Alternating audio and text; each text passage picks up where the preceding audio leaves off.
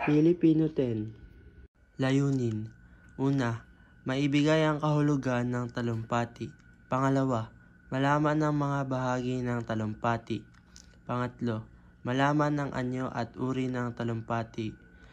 Pang-apat, malaman kung paano ang pagsusulat ng mabisang talumpati.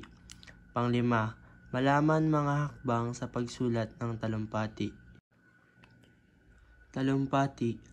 Ang talumpati ay isang buod ng kaisipan o opinyon ng isang tao na pinababatid sa pamamagitan ng pagsasalita sa entablado para sa mga pangkat ng mga tao. Layunin nitong humikayat, tumugon, mga tuwiran, magbigay ng kaalaman o impormasyon at maglahad ng isang paniniwala. Nahahati sa tatlong bahagi ang talumpati. Una, pamagat. Inilalahad ang layunin ng talumpati, kaagapay na ang estratehiya upang kunin ang atensyon ng madla. Ikalawa, katawan. Nakasaad dito ang paksang tatalakayin ng mananalumpati. Ikatlo, katapusan. Ang pagwawakas ang pinakasukdol ng buod ng isang talumpati.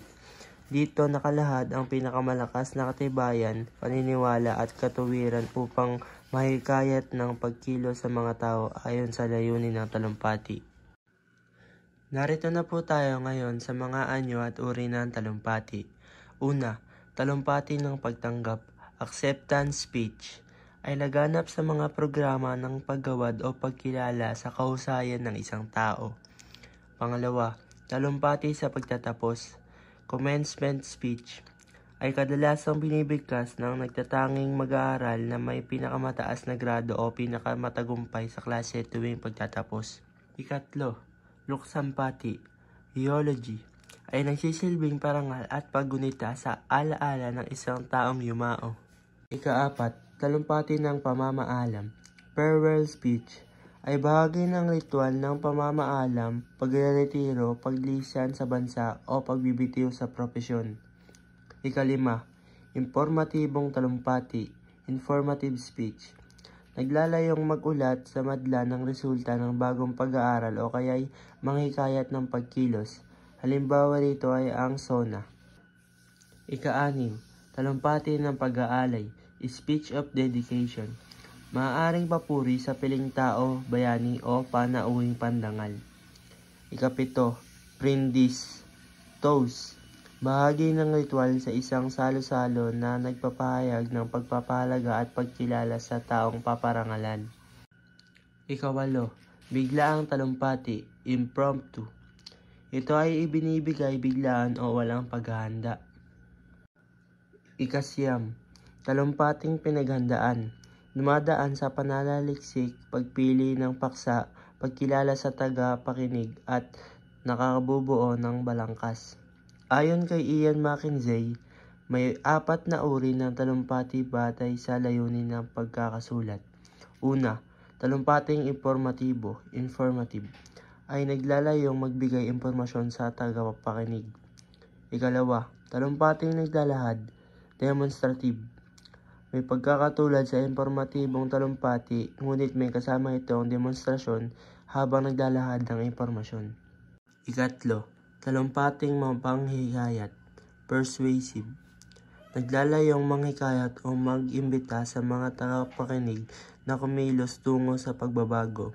Kailangan ng maiangat na paghahanda sa mga ganitong talumpati dahil sisikapin nitong baguhin ang mga ideya, paniniwala, kultura at tradisyon ng nakakarami.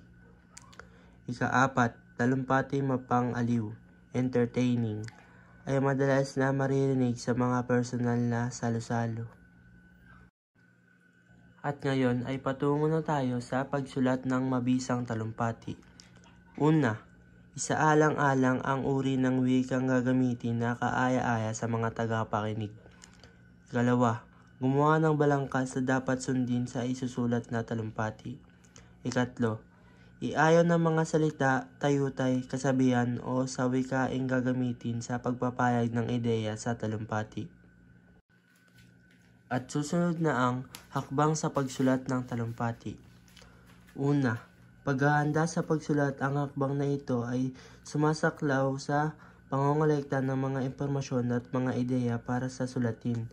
Dito isinasagawa ang pagpaplano sa binubuo ng paglikha, pagtuklas, pagde-develop, pagsasaayos at pagsubok sa mga ideya.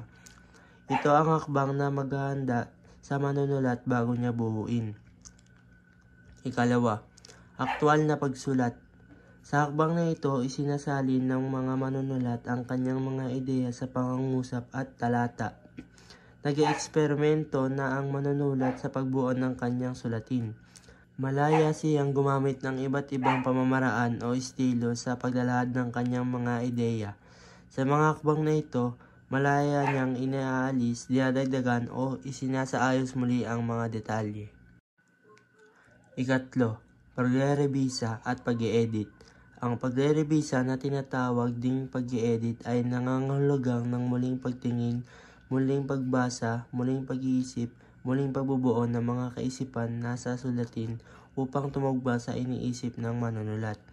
Ang hakbang na ito ay nasasangkot sa maraming pagbabago sa nilalaman, sa organisasyon ng mga ideya at sa istruktura ng mga pangungusap at talata. Maaari pa rin baguhin sa hakbang na ito ang paksa, naradagan mga detalyeng at muling isaayos ang buong sulatin. At dito na po tayo nagtatapos. Ako po si Adrian Saint B. Trinidad ng TEN Dagohoy. Salamat po!